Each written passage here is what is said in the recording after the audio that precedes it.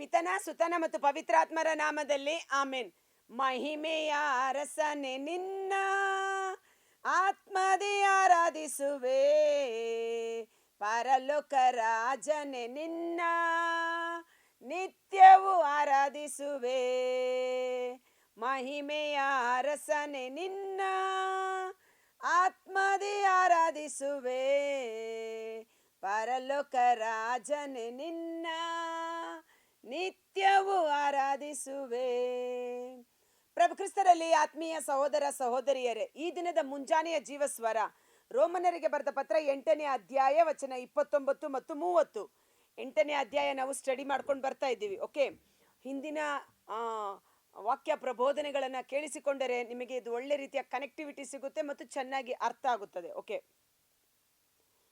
ದೇವರು ಯಾರನ್ನು ತಮ್ಮವರೆಂದು ಮೊದಲೇ ಆರಿಸಿಕೊಂಡರೋ ಅವರನ್ನು ತಮ್ಮ ಪುತ್ರನ ಅನುರೂಪಿಗಳಾಗುವಂತೆ ಆಗಲೇ ನೇಮಿಸಿದರು.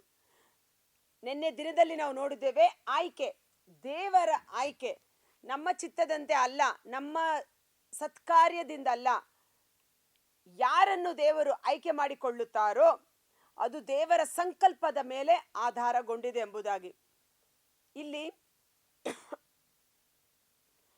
ಯಾರನ್ನು ತಮ್ಮವರೆಂದು ಮೊದಲೇ ಅವರು ಆರಿಸಿಕೊಂಡರು. ಯಾವಾಗ ಆಯ್ಕೆ ಮಾಡಲ್ಪಟ್ಟದ್ದು ಗೊತ್ತಾ? ನಾವೆಲ್ಲರೂ ಯೇಸುವಿನ ಮಕ್ಕಳಾಗಬೇಕು, ಯೇಸುವಿನಲ್ಲಿ ಒಂದಾಗಿರಬೇಕು, ಮತ್ತೊಬ್ಬ ಕ್ರೈಸ್ತರಾಗಿ ಜೀವಿಸಬೇಕೆಂದು ಆಯ್ಕೆ ಮಾಡಲ್ಪಟ್ಟದ್ದು. ಈಗಲ್ಲ. ನಾವು ತಿಳ್ಕೊತೇವೆ, ನಾನು ಧ್ಯಾನಕೂಟಕ್ಕೆ ಹೋದೆ, ಯೇಸು ಬಗ್ಗೆ ಕೇಳಿಕೊಂಡೆ, ಯೇಸುವನ್ನ ಸ್ವೀಕರಿಸಿಕೊಂಡೆ, ನನಗೆ ಯೇಸು ಗೊತ್ತು ಅಂತ. ಆದರೆ ನಾವು ಯೇಸುವನ್ನ ಅರಿತುಕೊಳ್ಳಬೇಕು, ಯೇಸುವಿನಲ್ಲಿ ನಾವು ಜೀವಿಸಬೇಕೆಂದು ದೇವರ ಚಿತ್ತ ಜಗತ್ತು ಸೃಷ್ಟಿಯಾಗುವ ಮೊದಲೇ ಮಾಡಿದ ಸಂಕಲ್ಪವಾಗಿದೆ. ಜಗತ್ತು, ಎಫೆಸದವರಿಗೆ ಬರೆದ ಪತ್ರ 1ನೇ ಅಧ್ಯಾಯ ವಚನ 4ರಲ್ಲಿ ನಾವು ಇದನ್ನ ನಾವು ನೋಡ್ತೇವೆ. ಜಗತ್ತು ಸೃಷ್ಟಿಯಾಗುವ ಮೊದಲೇ, ಅಂದರೆ ಆದಿಯು ನಾನೇ, ಅಂತ್ಯವು ನಾನೇ, ಆಲ್ಫಾ ಒಮೆಗಾ ನಾನೇ, ಪ್ರಾರಂಭವು ಕೊನೆಯು ನಾನೇ ಆಗಿದ್ದೇನೆ. ದೇವರು ಎಲ್ಲವನ್ನ ಪ್ಲಾನ್ ಮಾಡಿ ಮಾಡುವವರಾಗಿದ್ದಾರೆ. ಈ ಜಗತ್ತನ್ನ ಸೃಷ್ಟಿ ಮಾಡುವುದಕ್ಕೆ ಮೊದಲೇ ದೇವರು ಕ್ರಿಸ್ತ ಯೇಸುವಿನಲ್ಲಿ ನಮ್ಮನ್ನು ತಮ್ಮವರನ್ನಾಗಿ ಆರಿಸಿಕೊಂಡರು. ಹೀಗೆ ಅವರ ಸನ್ನಿಧಿಯಲ್ಲಿ ನಿಷ್ಕಳಂಕರು ನಿರ್ದೋಷಿಗಳು ಆಗಿರಬೇಕೆಂದು ಇಚ್ಛಿಸಿದರು. ನಾವು ಈ ಲೋಕಕ್ಕೆ ಬರುವುದಕ್ಕೆ ಮೊದಲೇ ದೇವರಿಂದ ಆಯ್ಕೆ ಮಾಡಲ್ಪಟ್ಟವರಾಗಿದ್ದೇವೆ. ಆಯ್ಕೆ ಮಾಡಲ್ಪಟ್ಟ ನಾವು ಕ್ರಿಸ್ತನ ಅನುರೂಪಿಗಳಾಗುವಂತೆ ದೇವರು ತೀರ್ಮಾನ ಮಾಡಿದರು. ಕ್ರಿಸ್ತನ ಅನುರೂಪಿ ಅಥವಾ ಕ್ರಿಸ್ತನ ಪ್ರತಿರೂಪ, ಮತ್ತೊಬ್ಬ ಕ್ರೈಸ್ತನಾಗಿ ನಾವು ಮಾರ್ಪಾಡಾಗಬೇಕು. ಯೇಸುವಿನಲ್ಲಿ, ಯೇಸುವಿನಿಂದಲ್ಲದೆ ಬೇರಾರಿಂದಲೂ ಅಲ್ಲ. ಈ ವಾಕ್ಯವನ್ನ ಓದುವಾಗ ನನಗೆ ನೆನಪಾದದ್ದು, ಜಗತ್ತು ಸೃಷ್ಟಿಯಾಗುವ ಮೊದಲೇ ದೇವರು ನಮ್ಮನ್ನ ಕ್ರಿಸ್ತ ಯೇಸುವಿನಲ್ಲಿ ಆಯ್ಕೆ ಮಾಡಿಕೊಂಡರು. ಕರೆಕ್ಟ್ ಅಲ್ವಾ? ಇದಕ್ಕೆ ಉದಾಹರಣೆಯಾಗಿ ನಾವು ನೋಡ್ತೇವೆ, ಅಬ್ರಹಾಮನನ್ನ ಕರೆದ ದೇವರು ಅಬ್ರಹಾಮನಿಗೆ ಆಕಾಶದ ನಕ್ಷತ್ರಗಳಷ್ಟು, ಸಮುದ್ರ ತೀರದ ಮರಳಿನಷ್ಟು ಸಂತತಿ ಸಂತಾನವನ್ನ ಕೊಡುತ್ತೇನೆ ಎಂದು ಹೇಳ್ತಾರೆ. ಅದಿನ್ನು ಸೃಷ್ಟಿನೇ ಆಗಿಲ್ಲ. ಎಕ್ಸಿಸ್ಟೆನ್ಸ್ ಅಂದ್ರೆ ಅಸ್ತಿತ್ವದಲ್ಲಿ ಇಲ್ಲ, ಆದರೂ ಇಲ್ಲದೆ ಇರುವುದನ್ನು ಇದೆ ಎಂದು ಕರೆಯಲು ಶಕ್ತರಾದ ದೇವರು, ಆ ಅಬ್ರಹಾಮನನ್ನ ಕರೆದ ದೇವರು, ಅಬ್ರಹಾಮನನ್ನ ಆಯ್ಕೆ ಮಾಡಿದ ದೇವರು, ಅವನಲ್ಲಿ ತಮ್ಮ ಯೋಜನೆಯನ್ನ ಪರಿಪೂರ್ಣ ಮಾಡಿ ಮಹಿಮಾ ಪದವಿಗೆ ಏರಿಸಿದರು ಎಂಬುದಾಗಿ. ಅದೇ ರೀತಿಯಲ್ಲಿ ಯೇಸುವನ್ನ ಈ ಲೋಕಕ್ಕೆ ಕಳುಹಿಸುವುದಕ್ಕೆ ಮೊದಲೇ ಕ್ರಿಸ್ತ ಯೇಸುವಿನಲ್ಲಿ ನಾವೆಲ್ಲ ಇದ್ದೆವು. ಉದಾಹರಣೆಗೆ ನಿಮಗೆ ಚೆನ್ನಾಗಿ ಅರ್ಥ ಆಗೋ ಹೇಳ್ತೀನಿ. ಒಂದು ತಾಯಿ, ಆ ತಾಯಿಯ ಗರ್ಭಿಣಿಯಾಗಿರುವಾಗ ತಾಯಿಯ ಹೊಟ್ಟೆ ಒಳಗಡೆ ಮಗು ಇದೆ ಅಂತ ಹೇಳ್ತೀವಲ್ಲ, ಅದೇ ರೀತಿಯಲ್ಲಿ ಯೇಸುವಿನ ಹೊಟ್ಟೆ ಒಳಗಡೆ ನಾವೆಲ್ಲರೂ ಇದ್ದೆವು. ಯೇಸು ಎಲ್ಲಿದ್ದರು? ಯೇಸು ಯೋಹಾನ 1 ವಚನ 17ರಲ್ಲಿ ತಂದೆ ದೇವರನ್ನು ಯಾರು ಕಂಡಿಲ್ಲ, ದೇವರ ವೃಕ್ಷ ಸ್ಥಳದಲ್ಲಿ, ದೇವರ ಹೃದಯದಲ್ಲಿ ಇರುವಂತ ಅವರ ಏಕೈಕ ಪುತ್ರನೇ ದೇವರನ್ನು ಶ್ರುತಪಡಿಸಿದ್ದಾನೆ.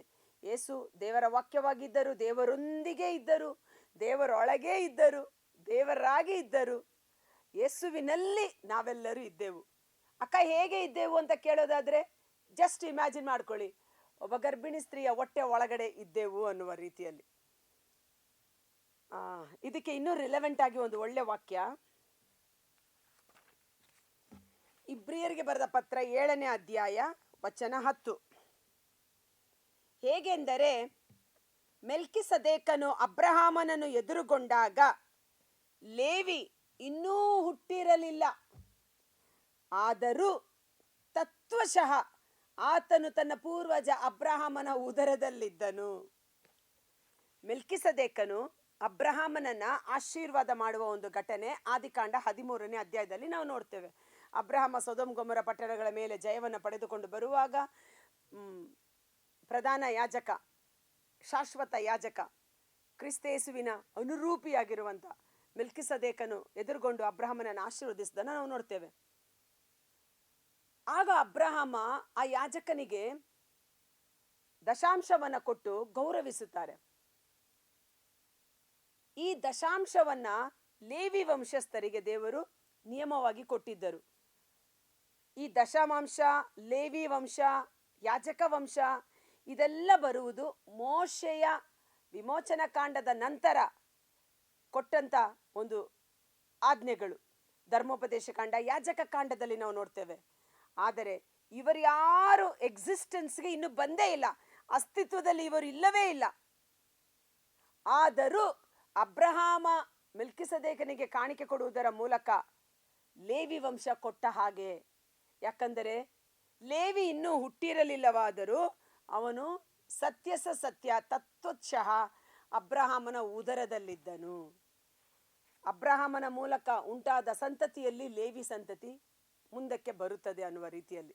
ಅಬ್ರಹಾಮ, ಇಸಾಕ, ಯಾಕೋಬನ 12 ಮಕ್ಕಳು, ಅದರಲ್ಲಿ ಲೇವಿ ಲೇಯಳಿಗೆ ಹುಟ್ಟಿದ 3ನೇ ಮಗ ಅಂತ ನಾವು ನೋಡ್ತೇವೆ. ಸೊ ಹೀಗೆ ಇರುವ ರೀತಿಯಲ್ಲಿಯೇ ಅಬ್ರಹಾಮನ ಉದರದಲ್ಲಿ ಅಷ್ಟು ದೊಡ್ಡ ಜನಾಂಗವನ್ನು ದೇವರು ನೋಡಿದರು. ಅದೇ ರೀತಿಯಲ್ಲಿ ಕ್ರಿಸ್ತೇಸುವಿನಲ್ಲಿ ನಾವೆಲ್ಲರೂ ದೇವರ ಸನ್ನಿಧಾನದಲ್ಲಿ ನಿಷ್ಕಳಂಕರು, ನಿರ್ದೋಷಿಗಳು ಆಗಿರಬೇಕೆಂದು ಜಗತ್ತು ಸೃಷ್ಟಿಯಾಗುವ ಮೊದಲೇ ದೇವರು ತೀರ್ಮಾನಿಸಿದರು. ದೇವರು ಪರಮಜ್ಞಾನಿ, ಆತನಿಗೆ ಅಸಾಧ್ಯವಾದುದು ಯಾವುದೂ ಇಲ್ಲ. ಓಕೆ, ಹೀಗೆ ಅನೇಕ ಸಹೋದರರಲ್ಲಿ ತಮ್ಮ ಪುತ್ರನೇ ಜ್ಯೇಷ್ಠನಾಗಿರಬೇಕೆಂದು ದೇವರ ನಿರ್ಧಾರವಾಗಿದೆ. 30ನೇ ವಚನ, ಯಾರನ್ನು ಮೊದಲೇ ನೇಮಿಸಿದ್ದಾರೋ ಅವರನ್ನು ಕರೆದಿದ್ದಾರೆ. 12 ಮಂದಿ ಶಿಷ್ಯರನ್ನ ಯೇಸು ಸ್ವಾಮಿ ಆಯ್ಕೆ ಮಾಡಿಕೊಂಡಿದ್ದನ್ನು ನಾವು ನೋಡ್ತೇವೆ ಅಲ್ವಾ. ಲೂಕ 6:14 ಮೇಲ್ಪಟ್ಟು ರಾತ್ರಿ ಇಡೀ ಪ್ರಾರ್ಥನೆಯಲ್ಲಿದ್ದು ದೊಡ್ಡ ಜನಸ್ತೋಮ, ಅದರಲ್ಲಿ ಯೇಸು ಒಬ್ಬೊಬ್ಬರನ್ನೇ ಆಯ್ಕೆ ಮಾಡಿಕೊಳ್ಳುತ್ತಾರೆ. ಯಾರನ್ನು ಮೊದಲೇ ನೇಮಿಸಿದ್ದರೋ ಅವರನ್ನು ಕರೆದಿದ್ದಾರೆ. ಯೇಸು ನನ್ನನ್ನು ಕರೆಯುತ್ತಿದ್ದಾರೆ ಅಂತ ನಾವು ಈಗ ಬರೋದಲ್ಲ, ಮೊದಲೇ ದೇವರ ನೇಮಕ, ದೇವರ ಲಿಸ್ಟಲ್ಲಿ ನಾವಿದ್ದ ಕಾರಣ ಸಮಯ ಬಂದಾಗ ನಮಗೆ ದೇವರ ಕರೆ ಬಂದಿದೆ. ಯಾರನ್ನು ಕರೆದಿದ್ದಾರೋ ಅವರನ್ನು ತಮ್ಮೊಡನೆ ಸತ್ಸಂಬಂಧದಲ್ಲಿ ಇರಿಸಿಕೊಂಡಿದ್ದಾರೆ.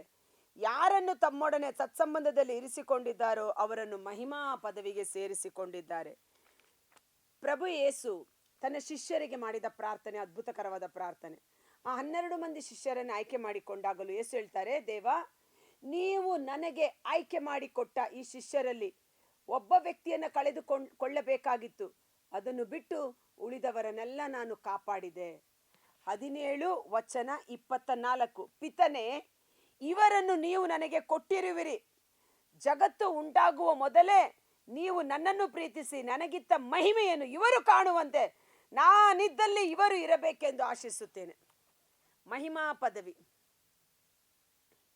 ಪ್ರಭು ಯೇಸುವಿನ ಮಹಿಮೆ, ಪಾಪ ಪರಿಹಾರ ಮಾಡಿ ಮರಣವನ್ನು ಜಯಿಸಿ ಪಾತಾಳ ಲೋಕವನ್ನು ಜಯಿಸಿ ಸ್ವರ್ಗಾರೋಹಣರಾಗಿ ಸರ್ವೇಶ್ವರನ ಬಲಪಾರ್ಶ್ವದಲ್ಲಿ ಆಸೀನರಾಗಿ ಸ್ವರ್ಗ ಲೋಕದಲ್ಲೂ ಭೂಲೋಕದಲ್ಲೂ ಪಾತಾಳ ಲೋಕದಲ್ಲೂ ಸರ್ವ ಅಧಿಕಾರವನ್ನು ಪಡೆದುಕೊಂಡು ಆಳ್ವಿಕೆ ನಡೆಸುತ್ತಿದ್ದಾರೆ. ಯೇಸು ಹೇಳ್ತಾರೆ, ನೀವು ಯಾರನ್ನ ಮೊದಲೇ ನೇಮಿಸಿದ್ದೀರೋ ಅವರನ್ನ ಕರೆದಿದ್ದೀರಿ, ಅವರನ್ನ ನನಗೆ 12 ಮಂದಿ ಶಿಷ್ಯರನ್ನ ಕೊಟ್ಟಿದ್ದೀರಿ. ಒಬ್ಬನನ್ನ ಕಳೆದುಕೊಂಡೆ, ತದನಂತರ ಆ ಸ್ಥಳಕ್ಕೆ ಇನ್ನೊಬ್ರು ಬರ್ತಾರೆ ಅಲ್ವಾ. 12 ಮಂದಿಯನ್ನ ಕೊಟ್ಟಿರಿ. ನೀವು ನನಗೆ ಕೊಟ್ಟ ಮಹಿಮೆ, ಅದೇ ಮಹಿಮೆಯನ್ನು ಇವರು ಅನುಭವಿಸಬೇಕು. ಅದಕ್ಕಾಗಿ ಯೇಸು ಶಿಷ್ಯರಿಗೆ ಹೇಳಿದರು, ಯೋಹನ 14:1-2, ಭಯಪಡಬೇಡಿ, ಹೃದಯದಲ್ಲಿ ಕಳವಳಗೊಳ್ಳಬೇಡಿ, ನನ್ನಲ್ಲಿ ವಿಶ್ವಾಸವಿರಲಿ, ದೇವರಲ್ಲಿ ವಿಶ್ವಾಸವಿರಲಿ. ನಾನಿರುವ ಸ್ಥಳದಲ್ಲಿಯೇ ನೀವು ಇರಬೇಕು. ನಾನು ನಿನಗಿಂತ ಮುಂಚಿತವಾಗಿ ಹೋಗಿ ದೊಡ್ಡ ದೊಡ್ಡ ಭವನಗಳನ್ನು ಏರ್ಪಾಡು ಮಾಡುತ್ತೇನೆ ಎಂಬುದಾಗಿ. ಪ್ರಕಟಣ 3:21 ನಾವು ನೋಡುತ್ತೇವೆ, ಜಯ ಹೊಂದುವವನು, ನಾನು ಹೇಗೆ ಪಿತನ ಬಲಪಾರ್ಶ್ವದಲ್ಲಿ ಸಿಂಹಾಸನದಲ್ಲಿ ಆಸೀನನಾಗಿದ್ದೇನೋ ಅದೇ ರೀತಿ ಜಯ ಹೊಂದುವವನಿಗೆ ನನ್ನೊಡನೆ ನನ್ನ ಸಿಂಹಾಸನದಲ್ಲಿ ಕುಳಿತುಕೊಳ್ಳುವ ಹಕ್ಕನ್ನು ಕೊಡುತ್ತೇನೆ. ಅದೇ ಮಹಿಮಾ ಪದವಿ.